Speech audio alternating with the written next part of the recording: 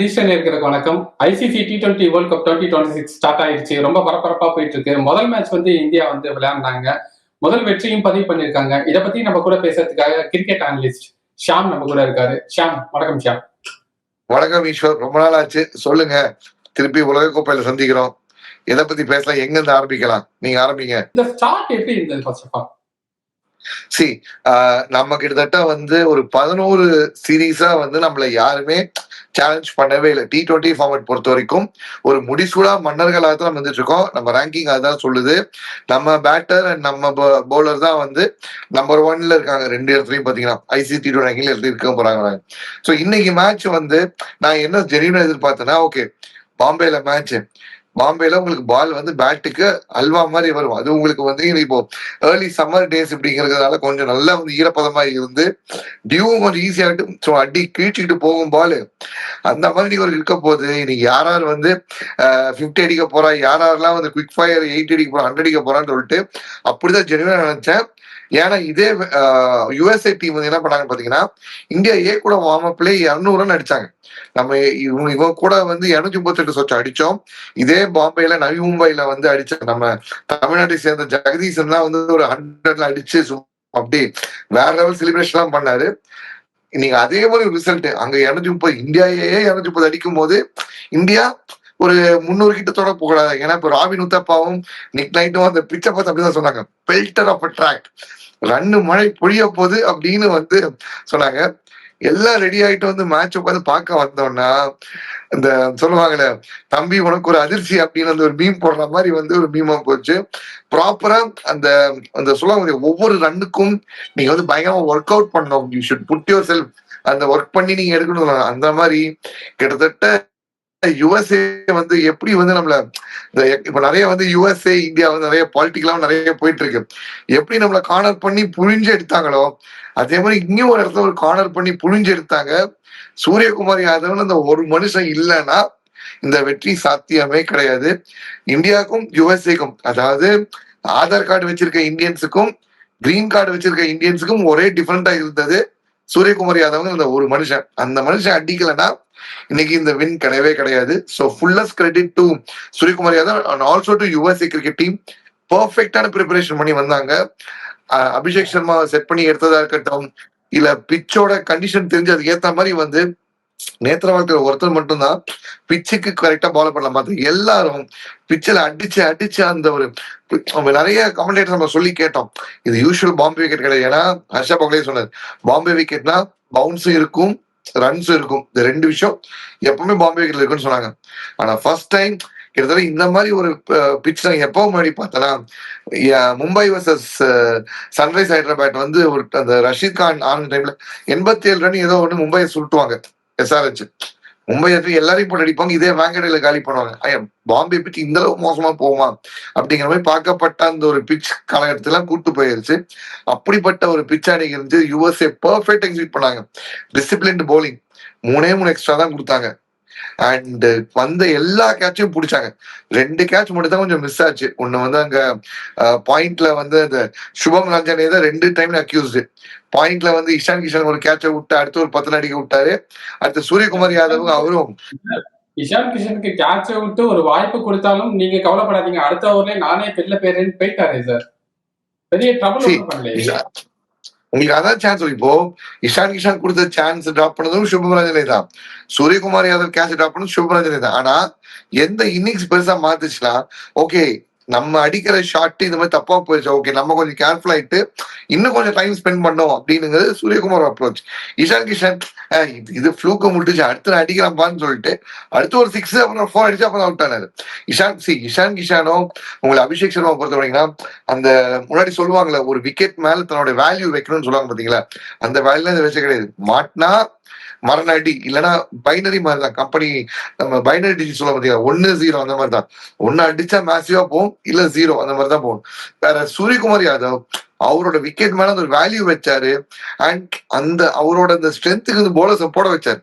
Of side ஃபுல்லா back பண்ணிட்டாங்க. Of side ஃபுல்லா வந்து உள்ள சிங்கிள்ஸ் உட்கார வச்சுட்டாங்க. லெக்ல சர்க்கிள்குள்ள 4 பேர் வச்சாங்க. இந்த பக்கம் லெக்ல எல்லாத்தையும் ஸ்டாக் பண்ணி வச்சுட்டாங்க. அப்போ ஓடி வந்து கொஞ்சம் வைடா போடுறாப்ல. என்ன ஐடியானா, அவர் புல் பண்ணி அடிப்பாரு, லெக் சைட்ல மாட்டு தூக்கி வந்து கவர் அண்ட் மிட் மேல வந்து ஒரு 4 அடிக்கிறாரு. சோ ஒவ்வொரு நிமிஷமும் மோனக் பட்டேல வந்து கொஞ்சம் அந்த ஒரு சுத்தலே எடுத்து வச்சிருந்தாரு சூரியகுமார் யாதவ். இந்த பக்கம் யுஎஸ் எந்த நம்ம பாராட்டுறோமோ அதுக்கு சட்டம் குறையில்லாம சூரியகுமார் யாதவ் பாராட்டி ஆனும் ஈஸ்வர். ஓகே, எனக்கு இப்போ என்ன ஒரு டவுட்னா, டீம்ல வந்து சேஞ்சஸ் பண்ணியிருக்காங்க. அர்ஷித் ராணாக்கு பதிலா சிராஜ் உள்ள வந்திருக்காரு. அது ஒரு ரீப்ளேஸ்மெண்ட். சஞ்சு சாம்சனை இந்த மேட்ச் விளையாட வச்சிருக்கலாமா? சி சஞ்சு சாம்சன் அவரோட சீனியாரிட்டிக்கும் இல்ல அவரோட அந்த ஒரு முன்னாடி கிரெடென்ஷியல்ஸுக்கும் வந்து ஒரு லாங் ரன் கொடுத்துருக்கணும். பட் நம்ம நீங்க முதலே கேள்வி கேட்டீங்க. இப்ப நியூசிலாந்து 4-1 அடிச்சுட்டு இந்த ஸ்டார்ட் எப்படி பாக்குறீங்கன்னா, இப்ப இந்த மாதிரி ஒரு ஸ்டார்ட் தான் இந்தியாவை அது எப்பவுமே இந்த கோர்ஸ் கரெக்ஷன் சொல்லுவாங்க பாத்தீங்களா. இப்ப எடுத்த உடனே நீங்க வந்து நீங்க ஒரு 300 ரன் அடிச்சிருந்து யுஎஸ்ஏ 180 போயிருந்தாங்கன்னா நம்ம என்ன சொல்லுவோம், இந்தியாவுக்கு இதே வேலையா போச்சு போற அடிக்க. பட் இன்னைக்கு இந்த மாதிரி கொஞ்சம் இந்த கோர்ஸ் கரெக்ஷன் சொல்லும் போது they have to go back. அவங்களுடைய அந்த டிராயிங் போர்டுக்கு go back to the drawing board, focus on the basics. ஒவ்வொரு பிச்சும் வேற வேற, ஒவ்வொரு ஆப்போனண்ட்டும் வேற வேற. எஸ்பெஷலி இந்த மாதிரி ஆப்போனண்ட்லாம் நீங்க வெறும் இந்த மாதிரி ஐசிசி ஈவெண்ட் தான் ஃபேஸ் பண்றீங்க. ஒரு நமீபியாவோ இல்ல வந்து ஒரு நெதர்லாண்ட்ஸோ இல்ல யுஎஸ்ஏவோ ஸ்காட்லாண்டோ அப்புறம் உங்களுக்கு வந்து இப்போ ஆப்கானிஸ்தானோ நீங்க ரேரஸ்ட் ஆஃப் த ரேர் இந்த மாதிரி தான் நீங்க மீட் பண்றீங்க. ரெகுலர் டூர் கிடையாது. பாரிங் ஆப்கானிஸ்தான் நீங்க இவங்க கூடலாம் வந்து ரெகுலரா நீங்க ஆடுறதும் கிடையாது. ஒமான் இந்த மாதிரி ஆட போறதும் கிடையாது. ஒமான் யூஏ இந்த மாதிரி ஆட போறதும் கிடையாது. So that is the case. எல்லாக்கிட்டையும் ஒன் சைஸ் அப்ரோச் ஃபிட் ஆகாது. ஸோ அப்படி இருக்கிறச்ச இது இருக்கிற ஃபார்ம்ல இருக்கிற பேட்டர்ஸுக்கே இப்போ ரீதிங்க் பண்ணி ஒர்க் பண்ணிக்கணும். சஞ்சு சாம்சன் அவர் தன்னுடைய அந்த ஹோம் கிரவுண்ட்லயே வந்து அந்த ஒரு கான்பிடன்ட் இல்லாம ஆடினாரு. இப்போ ஃபார்ம் இல்லாம ஆடுறது ஒரு வகை, ஃபார்ம் அப்படி இல்லாம ஒரு பேட்டர் ஆடுறது ஒரு டைம். நம்ம நிஜமாவே இந்த லெவல் இருக்குமா? அதற்கு ஒரு சின்ன எக்ஸாம்பிள் எடுத்துக்கிட்டோம்னா சூரியகுமார் யாதவ் கூட நம்ம எடுத்துக்கலாமே சார். ஃபார்ம் இல்லாம கிட்டத்தட்ட 15 இன்னிங்ஸா வந்து ஆமா கிட்டத்தட்ட ஒரு அடிக்கல, நிறைய விமர்சனங்கள் அவர் மேல இருந்தது. அப்படி இருந்துமே அவருக்கு வந்து லாங் ரன் கொடுத்துட்டு தானே இருந்தாங்க. அதுல இருந்து தானே இப்ப வந்து ஃபார்முக்கு வந்திருக்காரு அவரு. 400 நாள் சுற்றுக்கு அப்புறம் என்னவோ அந்த மனுஷன் வந்து 50 அடிச்சாரு. அதுக்கப்புறம் ஒன்ஸ் அடிச்சாரு. பட் ஆனா சூரியகுமார் யாதவ் இந்த கேள்வி கேட்டபோது அவர் என்ன சொன்னாப்லன்னா, நான் வந்து நெட்ஸ்ல நல்லா அடிக்கிறேன், என்ன எனக்கு ரன்ஸ் வர மாட்டேங்குது. நான் ஃபார்ம்ல எல்லாம் இல்லாமலாம் கிடையாது, எனக்கு ரன்ஸ் வர மாட்டேங்குது. இப்போ தன்னுடைய ஃபேவரட் ஷாட் ஆடியதான் அவர் அவுட் ஆயிருந்தாரு. என்னதான் அவர் சொன்னாலும் மேட்ச்ல கிரவுண்ட்ல அன்னைக்கு மேட்ச்ல ரன் வரலன்னா அது ஃபார்ம் அவுட் தானே சார்? ஃபார்ம் அவுட் தான். அது எந்த சேஞ்சும் கிடையாது. ஆனா நீங்க என்ன மாதிரி ஷாட் ஆடி அவுட் ஆகணும்னு ஒண்ணு இருக்குல்ல. சூரியகுமார் யாதவ் அவருடைய அந்த ஃபேமஸ் அந்த ஷாட் அடி அவுட் ஆவாரு, இல்ல வந்து ஒரு அருமையான ஒரு 4 அடிப்பாரு போற அப்புறம் அவுட் ஆவாரு. வேற சஞ்சு சாம்சன் எல்லா பாலுக்கும் அந்த ஒரு அந்த ரிக்கி பாயிண்டிங்கோட அந்த ஸ்டாண்ட்ஸ் மாதிரி பேட் லிஃப்ட் ரிக்கி பாயிண்டிங் மாதிரி டக்குன்னு அந்த ட்ரிகர் மூமெண்ட் அப்போ ரொம்ப பின்னாடி போயிட்டு ஆடுறதுனால டைமிங் மிஸ் ஆயிட்டு. ஒரு ஃபார்ம் இல்லாம நம்ம முன்னாடி பேச வந்த ஈஸ்வர், ஃபார்ம் இல்லாம இருக்கிறது ஒரு வகை. ஆனா இந்த இடத்துக்கு நம்ம இப்படி வந்துட்டோம், நம்ம டெக்னிக்கல் ஏதோ இஷ்யூவா அப்படின்னு சொல்லிட்டு டெக்னிக்கை மாத்தி ஃபெயிலியர் ஆகுது இன்னொரு வகை. சஞ்சு சாம்சன் 2வதுல மாட்டிக்கிட்டாரா என்னன்னு தோணுது. ஏன்னா நீங்க வந்து ஏஷியா கப் ஆடும்போது என்ன பண்ணீங்க, சுப்மன் கில்லும் பேர் என்ன அபிஷேக் சர்மா தான் ஓப்பனிங்க. நாங்க வந்து வேற யாரையும் பாக்குறது இல்ல. சஞ்சு சாம்சன் என்ன பண்ணீங்க, ஹிட்டரா உள்ள இருக்கீங்க கரெக்டா, கீழே டவுன் ஆர்டர்ல வரைக்கும் ஆட வச்சீங்க. அவரும் டீசென்டாவே மோர் தென் டீசென்டாவே ஆடினாரு. ஸ்ரீலங்கா கூட ஒரு மேட்ச் அடிச்சாரு, பாகிஸ்தான் கூட ஒரு மேட்ச் அடிச்சாரு, ஃபைனல்ஸ்ல எல்லாம் வந்து அடிச்சாரு போனாரு. ஓகே, ஒருத்தருக்கு ரோல் கிளாரிட்டி கொடுத்து அந்த இடத்துல கொடுத்தீங்கன்னா அங்கேயே ஒரு லாங் ரன் கொடுக்கும். மைட் பி சஞ்சு சாம்சனுக்கு வந்து ஸ்பின்னர்ஸ் டேக் ஆன் பண்ண ரொம்ப ஈஸியா இருக்குமோ, இல்ல ஓல்டு பாலை ஃபேஸ் பண்ண ஈஸியா இருக்குமோ என்னவோ நமக்கு தெரியாது. ஏன்னா நீங்க ரோல் கிளாரிட்டி கொடுத்தீங்க, திருப்பி என்ன சொல்லிட்டீங்க, மறுபடியும் அதை கழிச்சு இல்ல நீ மறுபடியும் மேலவான்னு சொல்லும் போது அவருக்கு தான் என்ன ரோல் பண்ணணும், இந்த மாதிரி ரோல் பண்ணது டெக்னிக் கரெக்டா இருக்குமா, இந்த இந்த இந்த இடத்துல இந்த ஷாட் ஆடணுமா, ஒரு டிலமாலேயே இருக்கிற மாதிரியே தோணுது ஈஸ்வர். எஸ்பெஷலி திருவாண்டத்துல அவர் அவுட் ஆன விதத்தை பார்க்கும்போது உங்களுக்கு பால் எங்கேயோ வருது, பேட் எங்கேயோ வருது, கால் எங்கேயோ வருது. சிகா சார் சொல்லுவார்ல, ஆளும் வரல பாலும் வரல பேட்டும் வரல அப்படிங்கிற மாதிரி வெளியில போற பால் எங்கேயோ அடிச்சு தேர்ட் மேன் அவுட் ஆயிருது. ஸோ இந்த மாதிரி விஷயம்லாம் பார்க்கும்போது நீங்க எப்படி நீங்க நம்பி கொடுப்பீங்க? அதுவும் இன்னைக்கு பிச் எல்லாம் விட்டுருந்தோம்னா அவங்க யுஎஸ்ஏல ஒண்ணு அதிகமா பால் சாப்பிட்டு இருப்பாரு. எப்படி ரிங்கு சிங் மேல விட்டு அதிகமா பால சாப்பிட்டு விட்டாங்க பாத்தீங்களா, அதிகமா பால சாப்பிட்டு இருப்பாரு, இல்ல பால் அவுட் ஆயிட்டு போயிருப்பாரு. 2 ஆப்ஷன் இருக்கும். சஞ்சாந்தன் ஆடி தான் பெருசா இருக்காது. அதோட இல்லாம நம்ம இந்திய அணியை எடுத்து பார்த்தோம்னா இப்போ டாப் ஆர்டர் பேட்ஸ்மேன்ல இருந்து கீழே பேட்ஸ்மேன் வரைக்கும் நம்ம எடுத்து பார்த்தோம்னா அதிகமா லெஃப்ட் ஹேண்டர் தான் இருக்காங்க. ரைட் ஹேண்டர்ஸ் வந்து ஹர்திக் பாண்டியா அண்ட் சூரியகுமார் யாதவ் தான் இருக்காங்க. அந்த ஒரு இடத்துல இருந்து பார்க்கும்போது சஞ்சு சாம்சன் ஒரு ரைட் ஹேண்டரா இருக்கிறதுனால லெஃப்ட் ரைட் காம்பினேஷன் அப்படிங்கிறது சில சமயம் ஒர்க் அவுட் ஆகிறதுக்கான பாசிபிலிட்டிஸ் இருக்குல்ல. ஆமா, இது ஓப்பனிங் வந்து லெஃப்ட் ரைட் ஏன்னா காம்பினேஷன். அபிஷேக் சர்மா, இஷான் கிஷன், கிஷான், சிவம் திலக் துபே, வர்மா, திலக் வர்மா, அக்ஷர் பட்டேல், ரிங்கு சிங், ரிங்கு ரிங்கு சிங், சிங். கிட்டத்தட்ட 6 பேர், ஹர்ஷதீப் சிங், இது மாதிரி கிட்டத்தட்ட 7 பேட்ஸ்மேன் வந்து இதுல ஒரு குல்தீப் யாதவ் ஆனாலும் அவரும் லெஃப்ட், வாஷிங்டன் உள்ள கூட அவரும் லெஃப்ட். நீங்க வந்து it's too many problems to be left off அப்படிங்கிற மாதிரி சொல்ற மாதிரி நிறைய லெஃப்ட ஸ்டாக் பண்ணி வச்சுட்டாங்க. ஆனா எங்க எங்க நமக்கு வந்து அந்த லெஃப்ட் ரைட் காம்பினேஷன் நம்ம வேலிடா பாக்குறோம்னா, இப்போ லெஃப்ட் ரைட் காம்பினேஷன் ஏன் சொல்றோம், ஃபீல்டு மாறதுக்கு அவங்க சேஞ்ச் ஆவாங்க, ஒவ்வொரு மொமெண்டம் ஸ்பாயில் ஆகும். ஒரு பவுலர் நல்ல ஒரு மொமெண்டத்துல இருக்காரு போற டக்குன்னு சிங்கிள் ஒரு ஒரு நான் சூப்பரான ஒரு லெஃப்ட் ஆர்ம் பவுலர் வந்து போட்டுட்டு இருக்கிறாரு, டக்குன்னு வந்து பேட்டரை வந்து லெஃப்ட் வந்தவன் ரைட் பேஸ் பண்ண பேட் தாண்டி லெஃப்ட் வந்தவனே டக்குன்னு ஒரு ஃபீல்டு ஏத்த மாதிரி மாடல் இந்த மாதிரி விஷயத்துக்குலாம் வந்து லெஃப்ட் ரைட் காம்பினேஷன் வந்து நம்ம வந்து பேசிட்டு கொண்டு போலாம் ஈஸ்வர். பட் ஆனா பெரும்பாலும் இந்த இந்த ஒரு சாம்பியன் டீமா பார்க்கப்படுற டீம்லாம் பாத்தீங்கன்னா அவங்க இதை பத்தி எல்லாம் கவலைப்பட மாட்டாங்க. இந்த விஷயத்தெல்லாம் வந்து ஒரு லீஸ்ட் பாதலா பார்த்துட்டு போயிட்டு வந்துட்டு இருப்பாங்க. நீங்க இப்படி சொல்றீங்க, உங்களுக்கு 90s ஆஸ்திரேலியா எடுத்தீங்கன்னா Langer, Gilchrist, Matthew Hayden, Darren Lehmann, Michael Bevan, சாலிடா 5 லெஃப்ட், 2 பேர் ரைட் வருவாங்க. ரிக்கி பாயிண்டிங் ஒருத்தர் வருவாரு, டேமியன் மார்டின் போனதுக்கு அப்புறம் ஆண்ட்ரூ சைமன்ஸ், அவ்வளவுதான். சரி, அப்படியே கட் பண்ணி இந்த பக்கம் வாங்க. 96 ஒரு சர்ப்ரைஸ் பண்ணாங்களே ஸ்ரீலங்கா விடுங்க, சனா ஜெயசூர்யா, அசங்கா குருசிங்கா, அர்ஜுனா ரணதுங்கா, தென் வந்து ஹர்ஷான் திலகரத்னே, 2 ரைட் ஹேண்ட்ஸ் அங்க ஃபிட் ஆவாங்க. மேல வந்து ரமேஷ் கல்வித்தானா, அரவிந்த் டி சில்வா. சாம்பியன் டீம் எப்பவுமே இந்த லெஃப்ட் ரைட்ல பார்க்கவே மாட்டாங்க, அவங்களை போட்டு அடிச்சு தளர்தான் பார்ப்பாங்க. சோ எனக்கு தெரிஞ்சு டீம் இந்தியா லெஃப்ட் ரைட்னு போறதை விட கண்டிஷனுக்கு இந்த பிளேயர் எந்த கண்டிஷன்ல ஃபார்ம் இருக்கிறாரு, யார் எடுக்கிறாரு. இப்போ அபிஷேக் சர்மா பெர்ஃபெக்டா செட் பண்ணி காமிச்சிட்டாங்க. இப்போ blue print, USA blue print போட்டு காமிச்சிட்டாங்க. இஷான் கிஷனா டீப் ஸ்கொயர் லேக்ல ஒரு ஆளை வெயி டீப் பாயிண்ட வச்சுட்டு போலிங் போடு, அவனை கடுப்பேத்தலாம். அபிஷேக் சர்மா கொஞ்சம் கவர்ஸ் மேல ஒரு ஆளை வெயி பண்ணலாம். இப்ப இந்த மாதிரி விஷயத்துல எப்படி பிரேக் பண்ணி வருவாங்க? இப்போ ஒரே மாதிரி ஆட்கள் இருக்கும்போது நீங்க என்ன இன்னொரு விஷயம் அக்செப்ட் பண்ணிக்கலாம். எப்படின்னா எல்லா லெஃப்டா இருக்கும் போது ஒரு டெம்ப்ளேட் எல்லாத்துக்கும் ஃபார்ம் பண்ணிடலாம். ஒரு நல்ல ஒரு ஆஃப் ஸ்பின்னர் வச்சுக்கிட்டு பண்ணிடலாம். இல்ல இன்னைக்கு வந்தா மாதிரி நல்ல ஒரு ஸ்பின் ஒரு பிச்சில வந்து ஸ்லோ பண்ற ஒரு ஆளை போட்டு காலி பண்ணலாம். எல்லா ஐடியாவும் இப்போ வந்து இருக்கும். இந்த கோர்ஸ் கரெக்ஷன் நம்ம சொன்னோம் பாத்தீங்களா, இப்ப இந்தியா கோர்ஸ் கரெக்ஷன் எப்படி பண்ணுவாங்கிறத நான் வெயிட் பண்ணிட்டு இருக்கேன் ஈஸ்வர். ஏன்னா பவர் பிளேலயே பாத்தீங்கன்னா நம்ம வந்து பேக் டு பேக் 4 விக்கெட்டை விட்டுட்டோம். இதுக்கு அடுத்த மேட்ச்லாம் வந்து இது எந்த அளவுக்கு பிரதிபலிக்கிறதுக்கான வாய்ப்புகள் இருக்கு, அவங்க என்னென்ன ஸ்ட்ரென்தன் பண்ணணும்? இப்போ ரொம்ப சிம்பிள். எனக்கு வந்து இப்போ நான் அந்த ஒரு அனலிஸ்ட் பொசிஷன் இருந்து பார்த்தேன்னா, டீம் இந்த மாதிரி விக்கெட்ஸ் போகுதுன்னு வைங்களேன், டப்புன்னு பவர் பிளேல ஒரு ஒரு செட்டான பேட்ஸ்மேன் இஷான் கிஷ் அவுட் ஆறாரு. ஓகே, இஷான் அவுட் ஆனவனே நீங்க வந்து சூரியகுமார் யாதவ் உள்ள வந்துடுறாரு. சூரியகுமார் யாதவ் பேர் என்ன, திலக் வர்மா, இவங்க 2 பேரும் ரிப்பேர் ஒர்க் பண்ணணும்னு நான் முடிவு பண்ணிட்டேன். இப்ப அங்க திலக் வர்மாவோ இல்ல வந்து சூரியகுமார் யாதவ் அவுட் ஆகும் போது நான் ப்ரொமோட் பண்ணி அனுப்ப வேண்டிய ஆள் Akshar Patel, someone who is technically strong, someone who can do the floater, someone who can also do the anchor role. நல்லா படிக்கணும், வாட்ச் பண்ணீங்கன்னா தெரியும். அக்ஷர் பட்டேல் 3 ஃபார்மேட்டுக்குமான பிளேயர், நல்லா வந்து ஸ்பின்னிங்கும் சரி ஃபாஸ்டிங்கும் சரி டேக் ஆன் பண்ற ஒரு பிளேயர், தன்னை தேவைப்படும் போது ஆக்சைட் பண்ணக்கூடிய ஒரு பிளேயர். அண்ட் அவர் மேல வந்து இப்ப இன்னைக்கு ஒன்றும் பிரச்சனையா இருக்காது. அந்த ஷைலிக்கு வந்து அவர் வந்து வேண்டி ஷைலிக்கு அவர் வந்து விக்கெட் எடுத்த போது டூபேக்கு பதிலா ஷைவிக்கு வந்து எடுத்த போது எனக்கு அந்த இடத்துல அக்ஷர் பட்டேல் வந்திருந்தா கொஞ்சம் அந்த வந்து தடுத்து ஆடி இருப்பா, அந்த விக்கெட் போகாம இருந்துக்கலாமோ. ஏன்னா இப்போ என்னாச்சுன்னா உங்களுக்கு ஒரு பவர் பிளேல அந்த ஒரு தியரி சொல்லுவாங்க, அனாலிசிஸ்ல ஒரு தியரி சொல்லுவாங்க, 3 விக்கெட் மேல நீ பவர் பிளேல விட்டீங்கன்னா உனக்கு வின்னிங் சான்சஸ் இவ்வளவு % குறையும். டார்கெட் செட் பண்றது. ஏன்னா 3 wickets in power play is like 1/3 of your batting, entire team, almost 1/3 of your team. So 1/3 நீ 6 ஓவர்ல விட்டீங்கன்னா நீ கேட்ச் அப் கேம் பண்ணி வர வாய்ப்பே இல்லை, வின்னிங் பதிவு.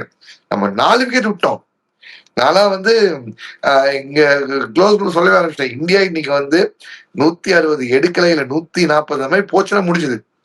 160 தப்பிக்கலாம், anything above 160 is safe, anything less than 160 காலி, 140 மூலம் காலி அப்படின்னு சொன்னோம்.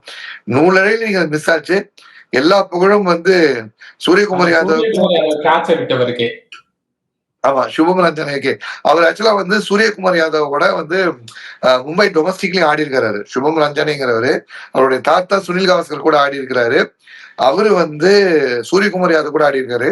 அவர் ஆடின டைம்ல மும்பையோட டொமஸ்டிக் லைன் அப் எப்படி இருக்கும்னா, ரோஹித் சர்மா, அஜின்கே ரஹானே, ஸ்ரேயாஸ் ஐயர், சூரியகுமார் யாதவ், சிவம் டூபே. இது இது இது கூட வந்து அங்க மும்பையோட அந்த லெஜெண்டரி பிளேயர்ஸ் ஆனா உங்களுக்கு வந்து பேர் என்ன, பேர் என்ன உங்களுக்கு, இந்த கீப்பர் ஒருத்தர் வந்து அடிச்சு ஆதித்யா தாரே, அந்த மாதிரி நிறைய மும்பை தெரிஞ்ச அந்த பிளேயர்ஸ் எல்லாமே ஸோ இவங்க எல்லாம் வந்து டொமஸ்டிக்லயே ஆடினவங்க. அதனாலதான் ஸ்கைய வந்து அவரு விக்கெட் எடுத்த மாதிரி கிராஸ் பண்ணும்போது நக்கலா பேசி சிரிச்சுட்டு போயிட்டு இருப்பாப்ல. அவருதான் கஷ்டம் அடிச்சாரு. நீங்க சொன்னீங்க ஒரு எபோவ் 140க்கு மேல இருந்தா இந்தியா கொஞ்சம் வின் பண்றதுக்கு பாசிபிலிட்டிஸ் நிறையவே இருந்தது அப்படின்னு சொன்னீங்க நீங்க. மோஷின் அண்ட் அலிகான் அந்த இன்ஜுரியால உள்ள போனதுனால கொஞ்சம் ஸ்கோர் எக்ஸ்ட்ரா வந்துருச்சோ? நெட்வொர்க்கர் போட்டதுனால கொஞ்சம் ரன்ஸ் வந்து நிறைய லீக் பண்ணிட்டாருல்ல. சரி, அதான் சொன்னேன். நேத்ரவால்கர் வந்து அவரு வந்து இதே ஊரை சேர்ந்தவர் தான், இங்கே ஆடினவர் தான்.